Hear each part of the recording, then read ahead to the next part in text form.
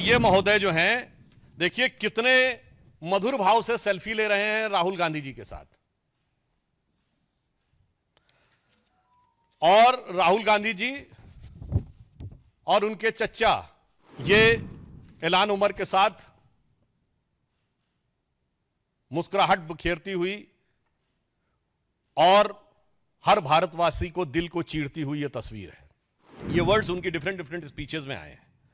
I don't want to live in India, I doesn't value skilled people, I doesn't have the freedom of faith, Indians as in India there are hateful peoples। एक 54 साल का युवा आज जाकर भारत और भारतीय संस्कृति को लांछित करने, अपमानित करने की कोई रास्ता नहीं छोड़ता। अपने वतन पर सदियों तक है रही हुकूमत गैरों की, अपने वतन पर सदियों तक है रही हुकूमत गैरों की, लेकिन कुछ चेहरों पर अब तक धूल है उनके पैरों की। आज अपने उनके भारत विरोधी मित्रों की श्रृंखला में एक और उपलब्धि राहुल गांधी को प्राप्त हुई है। He has further added another feather to his cap of anti India friends. जब पन्नू ने उनकी तारीफ की है, यानी पाकिस्तान से लेकर पन्नू तक के और ऐलान उमर तक उनकी तारीफों में जो पुल गढ़े जा रहे हैं, उसमें एक नया नाम और भी है। ये जनाब हैं मुशफिकुल फजल। ये वो पत्रकार हैं, आप सबको ध्यान हो, जिन्होंने व्हाइट हाउस की प्रेस कॉन्फ्रेंस में और यूएन स्पोक्स पर्सन से अरविंद केजरीवाल के बारे में, अरेस्ट के बारे में सवाल पूछा था। ये हैं वो महोदय। अब आइए साहब, और ये महोदय जो हैं, देखिए कितने मधुर भाव से सेल्फी ले रहे हैं राहुल गांधी जी के साथ। और राहुल गांधी जी और उनके चच्चा, जो बता चुके थे कि वेस्ट वाले अरब से आए हैं और नॉर्थ वाले यूरोप से आए हैं, ईस्ट वाले चाइना से आए हैं, दक्षिण भारत वाले अफ्रीका से आए हैं। ये चतुर्दिक प्रतिभा के धनी जो इनके सैम हैं, उनके साथ ये बैठे हुए हैं। अब ये ऐलान उमर के साथ मुस्कुराहट बिखेरती हुई और हर भारतवासी को दिल को चीरती हुई ये तस्वीर है। इस विजिट में उन्होंने कुछ ऐसे शब्दों का प्रयोग किया है जिस पे मैं पूरे देश का ध्यान आकर्षित करना चाहूंगा। ये वर्ड्स उनकी डिफरेंट डिफरेंट स्पीचेस में आए हैं।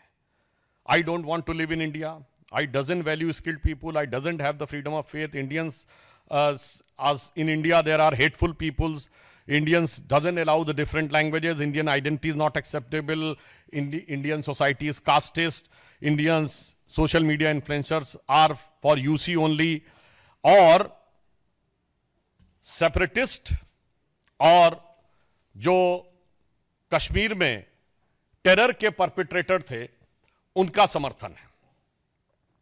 अब यहां पर मैं एक बात थोड़े दुख के साथ कहना चाहूंगा। मित्रों, आज 11 सितंबर है। 11 सितंबर का दिन दो चीजों के कारण विश्व और भारत के इतिहास में अविस्मरणीय है।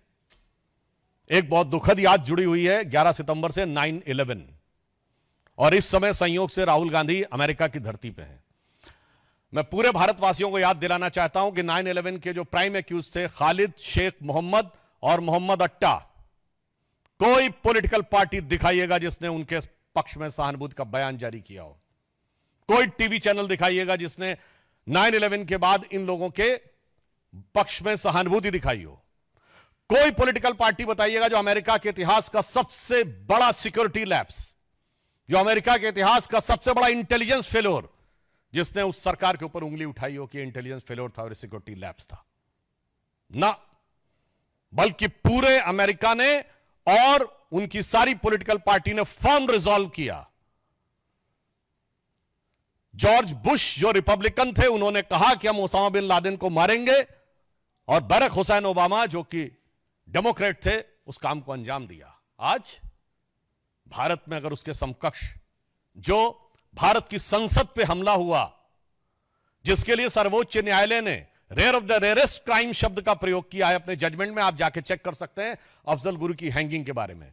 7 साल उसकी हैंगिंग रुकी रही और आज भी जम्मू कश्मीर चुनाव में कांग्रेस के मुख्य सहयोगी दल कहते हैं कि अफजल गुरु की हैंगिंग गलत थी।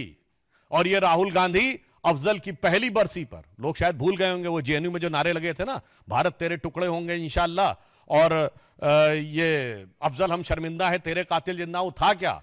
वो 2015 में अफजल की हैंगिंग की पहली बरसी थी और जिसका ये लोग नैतिक समर्थन कर रहे थे। सोचिए ये 11 सितंबर हमें क्या याद दिलाता है? देश को लेकर एक ऐसी सोच। आप बताइए किसी भी अमेरिका के नेता ने बाहर जाकर कोई ऐसा विरोध किया हो? दूसरा, याद करते हुए दिल भर आता है, आज 11 सितंबर वो दिन है जिस दिन 11 सितंबर 1893 को स्वामी विवेकानंद ने शिकागो में पार्लियामेंट ऑफ रिलीजन में अपना ऐतिहासिक अविस्मरणीय वक्तव्य दिया था।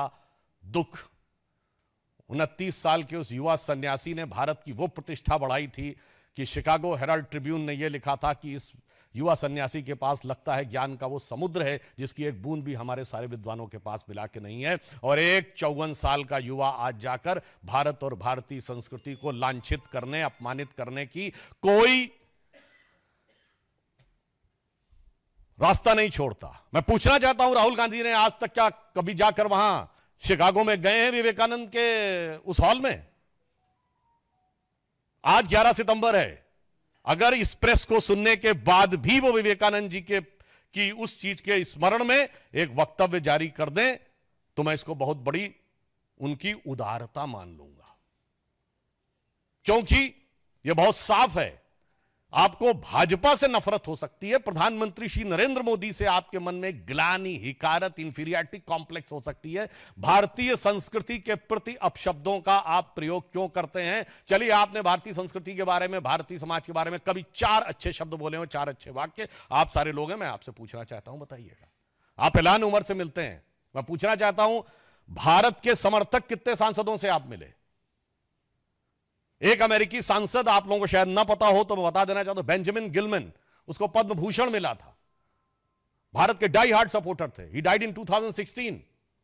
आई was nobody, I met Benjamin Gilman in July 2000, August 2000, year 2000।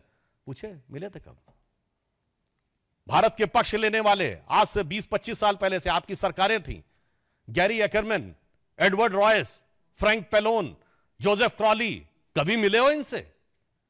ऐलान उमर ही मिलते हैं। कभी तुलसी गैबार्ड से मिले? नहीं। इसलिए आज हम बहुत गंभीरता के साथ और बहुत दुख के साथ कहना चाहते हैं कि जो बात सैम पित्रोदा जी ने कही है, पहले तो मैं एक चीज कोट भी कर देना चाहता हूं, क्योंकि आज उन्होंने, सैम पित्रोदा जी ने कहा ना कि राहुल गांधी जी अब वो बहुत समझदार हो गए हैं और बहुत वो, चूंकि वो इस समय अमेरिका की धरती पे हैं, तो पूर्व अमेरिकी राष्ट्रपति बैरक ओबामा ने अपनी किताब द प्रॉमिस लैंड में 2010 में भारत आए थे और राहुल गांधी जी से मुलाकात के आधार पर राहुल गांधी जी के व्यक्तित्व पर एक टिप्पणी की थी, जो मैं कोट कर रहा हूं। Rahul Gandhi has a nervous uninformed quality about him, as if he were a student who has done the course work. He is eager to impress the teacher, but deep down lacked either the aptitude or the passion of the subject. The Promised Land, written by Barack Obama, page number 601. इसके लिए जानते क्या कहा जाता है? आप लोगों में से जिन लोगों ने इंग्लिश लिटरेचर पढ़ा होगा या यूरोपियन हिस्ट्री पढ़ी होगी, तो उसमें एक फ्रेज है, एक किंग जेम्स फर्स्ट होता था, जिसके सारे दरबारी उसको बहुत बुद्धिमान मानते थे और बाहर वाले समझते थे हमेशा कुछ ना कुछ हूल जलूल करता है। तो इसको शब्दशः ना लिया जाए। एक कहावत थी, kings James the first was the wisest fool in Christendom. So in my opinion the same thing applies to Rahul Gandhi for Congressdom. अब यहां मैं कहना चाहूंगा कि जो बात अंकल सैम ने कही है, मैं उनकी बात से सहमत हूं। जो उनको संज्ञा दी जाती थी, अब वो नहीं है। अब वो बचकानी हरकतें नहीं कर रहे हैं, अब वो खतरनाक और शैतानी हरकतें कर रहे हैं। अब वो हर उस ताकत के साथ हैं जो भारत को कमजोर देखना चाहती है, भारत को झुका हुआ देखना चाहती है। और मैं कहना चाहूंगा, एक तरफ हमारे प्रधानमंत्री श्री नरेंद्र मोदी जी के नेतृत्व में भारत गर्व, विकास और सांस्कृतिक स्वाभिमान के साथ ऊपर उठ रहा है, दूसरी तरफ वो लोग हैं जो पूर्व में जाकर, मैं आप लोगों के विवेक पे छोड़ता हूं, वो कहते थे कि डिफेंडर्स ऑफ डेमोक्रेसी अमेरिका और इंग्लैंड चुप क्यों हैं। बस राहुल गांधी का एक वक्तव्य कोट करता हूं पॉलिटिकली, जो उन्होंने मार्च 2023 में इंग्लैंड में बोला था। जब उनसे पूछा गया था मुस्लिम लीग से आपका गठबंधन है, Muslim League is absolutely secular, I am having no problem about it, and BJP is communal. तो मुझे लगता है हर चीज का आदर्श विदेशों में ढूंढने वाले लोग हमेशा, विदेश से ही अपनी प्रेरणा लेने वाले लोग आज विदेश में ही जाकर भारत के विरुद्ध दुष्प्रचार कर रहे हैं। यह दुखद है, निंदनीय है, भर्त्सना योग्य है। और उन्हें यदि लगता है कि विदेश में के पास कोई ताकत है, तो मैं कहना चाहूंगा वो दिन गए जब विदेश भारत को प्रभावित कर लिया करता था। आपको लगता होगा विदेश का प्रभाव, तो एक पंक्ति में कहते हुए अपना विषय समाप्त करना चाहूंगा। इन सारे लोगों के लिए जो आज भी अपना सोर्स ऑफ इंस्पिरेशन अब्रॉड से ढूंढते हैं कि अपने वतन पर सदियों तक है रही हुकूमत गैरों की, अपने वतन पर सदियों तक है रही हुकूमत गैरों की, लेकिन कुछ चेहरों पर अब तक धूल है उनके पैरों की।